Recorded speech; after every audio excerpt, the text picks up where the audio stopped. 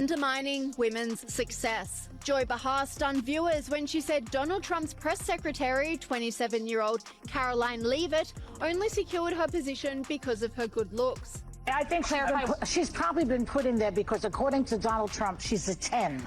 You know that's what it is. I want to be clear, though. It's not her first job. It was her first press briefing. She worked in the previous Trump administration. The comment was bizarre, especially coming from Joy Behar, who is as woke as they come and positions herself as a champion of feminism.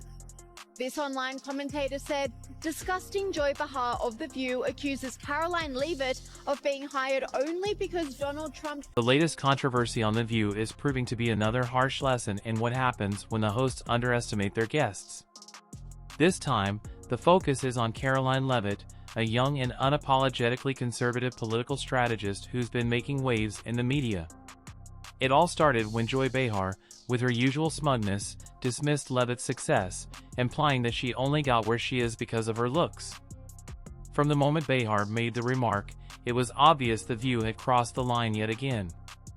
But Leavitt wasn't about to let it slide.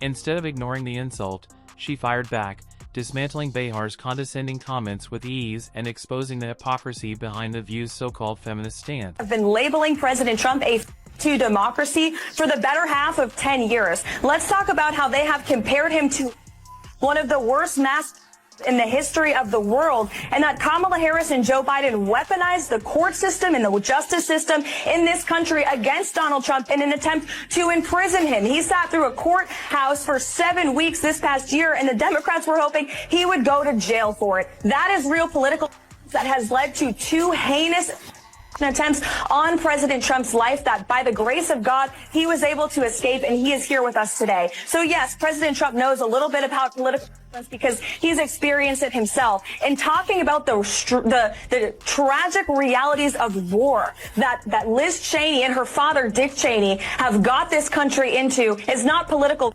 It's talking about the reality of the foreign conflicts that the Washington, D.C. establishment have sold out young Americans. Instead of backing down in the face of predictable elitist criticism, Leavitt did something many before her couldn't. She pushed back. And she did it with intelligence, confidence, and, most importantly, facts.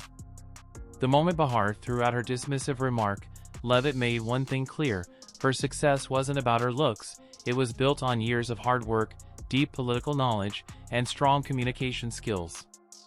That made her a real challenge to The View's panel of so-called intellectuals. Leavitt didn't hesitate to call out the hypocrisy of reducing a woman's achievements to her appearance, especially coming from a show that constantly talks about empowering women. The contradiction was impossible to ignore. The View claims to uplift women, but the moment one steps outside their left-leaning narrative, they tear her down using the very tactics they claim to oppose. And anyone watching could see the irony. This very day, the same rhetoric that led to those 2 attempts, the second attempted on President Trump's life, echoed the sentiment that President Trump is a democracy. And if you're a deranged lunatic and you're mentally ill, you will believe that lie, and yes, you will take political like we have seen in 2 instances against President Trump. Last week, Tim Walz and Kamala Harris said that everyone who showed up to President Trump's rally at Madison Square Garden was a... That's despicable, dangerous, divisive rhetoric that is spewed by the Democrat Party every single day. And I'm so sick and tired of the media pointing the finger at Donald Trump and saying that he is sowing division in this country. He is not. The media is for pushing hoaxes like the one that you all pushed today, and the Democrat Party is for pushing lies about him. But the good news is Americans don't buy it. And that's why today in 2024, President Trump is more popular than he has been since 2016, because people don't... Let's be real, this wasn't just about Joy Behar's petty remark. It was part of a much bigger pattern. Every time a young, articulate conservative woman rises to prominence, the media scrambles to discredit her.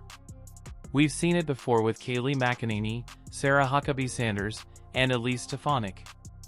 The playbook is always the same: if a woman doesn't fit their ideological mold, they dismiss her as unqualified, unserious, or just there for appearances. And that's exactly what The View tried to do here: throw out a lazy, sexist attack and expect it to stick. But this time, it completely backfired. Leavitt didn't just call out the double standard, she made it clear that her position wasn't handed to her, she earned it through real competition and hard work. Unlike The View hosts, who built their careers talking over guests and catering to an audience that already agrees with them, Leavitt had to prove herself in a tough political arena. She also made another crucial point: while The View spends its time gossiping and taking cheap shots, she's out there shaping political conversations and making an actual impact. She's not just another talking head on daytime TV, she's a serious voice in the political world. It didn't take long for the moment to explode online. Viewers from all backgrounds flooded social media, calling out The View for its blatant hypocrisy. Clips of Leavitt shutting down Behar's condescending remarks spread like wildfire, with even some political opponents admitting that she had exposed a major flaw in how The View handles women in politics. Yesterday that really pissed me off. And that was, she said there will be no wokeness here. Oh, yeah. Let me explain something to you. Because without that wokeness, you might not have that job. Yeah. Because women were not invited to that table. Mm-hmm. Women were not invited to many tables in this nation. The reason we fought and busted our behinds to make sure that you didn't have to worry about this. And now to hear you talk about it and to hear anybody talk about the wokeness was put in place for a reason. Because The View loves to promote strong, independent women just as long as they fit the network's narrow political mold. The moment a woman steps outside their left-leaning agenda, she's dismissed as nothing more than a pretty face who doesn't deserve a seat at the table, and to make matters worse for The View, their attempt to embarrass Leavitt completely backfired. Behar's snide remark didn't just come off as mean-spirited, it revealed a deeper insecurity within the panel. They couldn't challenge Leavitt on the substance of her political views, so they resorted to petty personal attacks instead. Rather than engaging with her arguments, they fixated on her looks, only making themselves appear weak and unserious. This was a textbook case of projection. Instead of acknowledging that a young conservative woman had earned her success through talent and hard work, The View tried to twist the narrative to fit their own ideological bubble.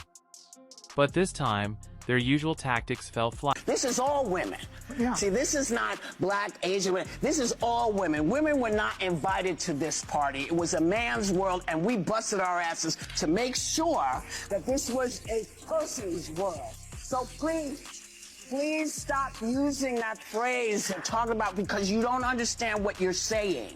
You're saying about yourself that, you know, hey, that's a terrible thing to be. It's not a terrible thing to be. That's why we fought. That's what we were fighting for, so that you could stand in that podium, so that Catherine Jean-Pierre could stand at that podium. So women of all kinds of colors and ilks, wherever they came from, whatever their belief system was, they had the opportunity. Behind-the-scenes sources at ABC say the backlash was worse than expected.